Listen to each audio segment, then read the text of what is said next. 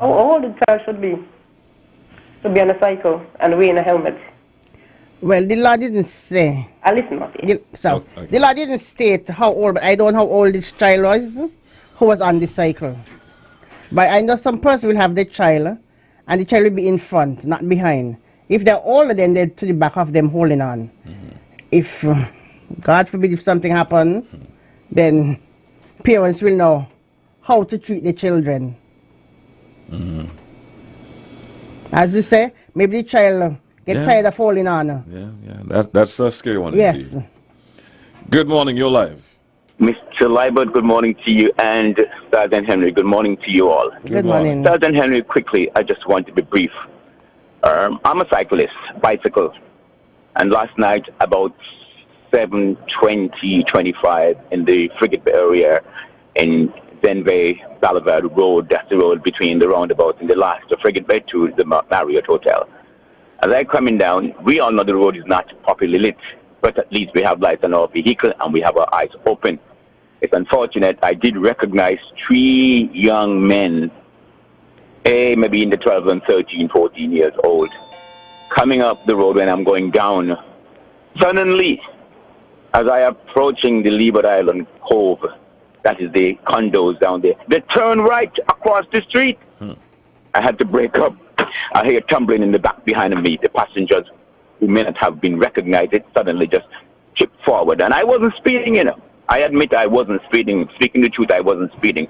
But the sudden stop brings them forward. I have a bar behind of me that is provision for people who are coming in who are elderly and security to get in and get out. You know, it spoiled my night. I felt uncomfortable, frightened, and insecure for them who may not have been. But I am just asking for all these things that people call and speak of every Monday and Wednesday, like Mrs. Buckup said. What it is have been implemented and what can be done that all you see and know based on the echo of many voices called the radio station Monday and Wednesday about these things. What it is being done, what it is you all see that needs to be done wrong and need to be corrected. And they wasn't wearing any helmet. I do not go anywhere on my bike unless I wear a helmet. Even down the road, across the street, I put on my helmet. Under the safety of me, my life, protection, and the helmet. Officer, Sergeant Henry, I do not know what it is can be done, but please, only make an effort. Don't try, make an effort. Have a good day, and thanks for listening. Have a good day. Goodbye. Yes. Thank you. That's why we try to come here every Monday and Wednesday at the different radio stations and educate persons of the do's and the don'ts. For someone who is on, I don't know if it's a pedal, it got to be a pedal bike he was talking about, because somebody 12 years cannot be on a motorcycle. Well, I shouldn't say cannot. They should not be on riding a motorcycle. But if you're on a pedal bike, one, you must have a light to illuminate, to make sure someone see you. Right. You should put on a helmet, and you shouldn't just turn in front of vehicles. Indicate of your intention and wait for that vehicle to pass before you turn. All right, let's go back to the phone line. Good morning, you're live. Hi, good morning, Jackie. Just one observation. The pedestrian crossing on Kayan Street by the traffic lights, those are almost non-visible. I think they need to be repainted. Thank you for highlighting that. Thank you, ma'am. Before you continue, a few calls back, an individual indicated that he knew of a situation where an incident happened with a driver that didn't have insurance and right, insurance, and he wasn't arrested. So that's why I say I don't know why. That's why I don't know why that didn't happen. Is that a customer? That's like a discretion officer can take? Yes.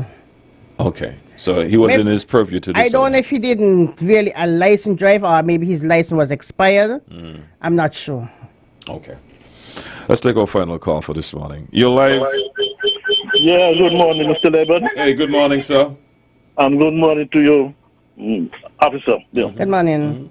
We are coming on the radio and explaining some things to you all. Right? And if you don't do, you all just laughing at us. Because why you all have a cameras and you all do not have anybody to monitor them to when somebody is breaking the law in trafficking.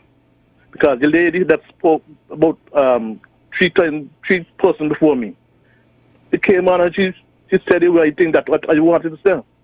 Because you all have up cameras and you all are not monitoring them to catch the convict. And these are the things that people are afraid of. Because people driving and they don't care. What about Fort Thomas Road have 3 cameras to go down Malone Avenue and you all is not catching the convicts then? When they come across Fort Thomas Road, to go to Malone Avenue.